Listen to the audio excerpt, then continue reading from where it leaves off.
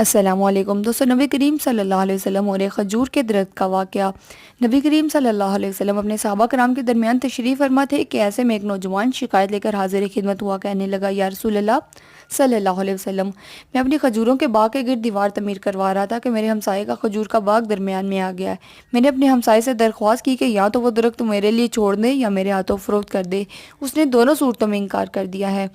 پھر نبی کریم صلی اللہ علیہ وسلم نے اس نوجوان کے ہمسائے کو بلاوا بھیجا۔ ہمسایہ حاضر خدمت ہوا تو آپ صلی اللہ علیہ وسلم نے اس نوجوان کی شکایت سنائی، جسے اس نے تسلیم کیا کہ واقعی ایسا ہی ہوا ہے۔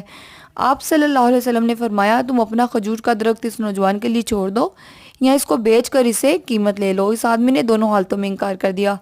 پھر آپ صلی اللہ علیہ وسلم نے اپنی بات کو ایک مرتبہ پھر سے دہرایا کہ کھجور کا درخت اس نوجوان کو فروخت کر کے پیسے بھی لے لو، اور اس کے بدلے میں تمہیں جنت میں ایک ایسا عظیم الشان کھجور کا درخت ملے گا جس کے سائے میں ایک سوار 100 سال تک چلتا رہے گا۔ دنیا کے ایک درخت کے بدلے میں جنت میں ایک درخت کی پیشکش ایسی عظیم تھی جس کو سن کر مجلس میں موجود سارے صحابہ دنگ رہ گئے، مگر اس آدمی نے درخت بیچنے سے صاف انکار کر دیا۔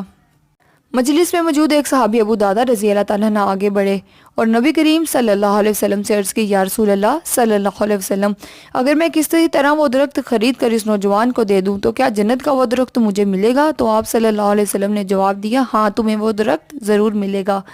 ابو درداء رضی اللہ تعالیٰ عنہ نے اس آدمی کی طرف پلٹے اور اس سے پوچھا، میرے کھجوروں کے باغ کو جانتے ہو؟ اس آدمی نے فوراً کہا، جی کیوں نہیں، مدینہ کا ایسا کون سا آدمی ہے جو ابو درداء کے 600 کھجوروں کے باغ کو نہ جانتا ہو؟ ایسا باغ جس کے اندر ایک محل تعمیر کیا گیا ہے اور میٹھے پانی کا کنواں بھی موجود ہے، اور باغ کی دیوار تو دور سے ہی نمایاں نظر آتی ہے۔ سارے تاجر تمہارے باغ کی اعلیٰ قسم کی کھجور کو کھانے اور خریدنے کے انتظار میں رہتے ہیں۔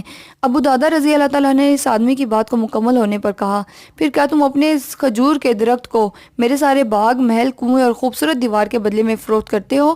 اس آدمی نے غیر یقینی سے سرکار دو عالم صلی اللہ علیہ وسلم کی طرف دیکھا کہ عقل مانتی ہے کہ ایک کھجور کے بدلے میں ابو درداء کے 600 کھجوروں کا باغ مل جائے۔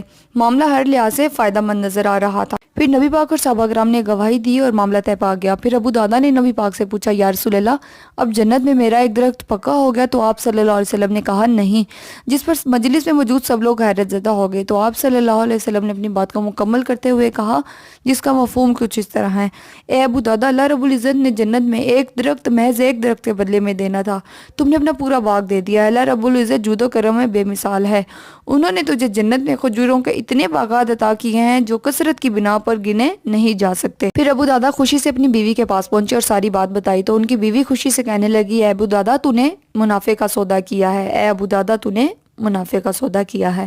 دوستو، ویڈیو اچھی لگے تو میرے چینل کو سبسکرائب، ویڈیو کو لائک اور شیئر کرنا مت بھولیے۔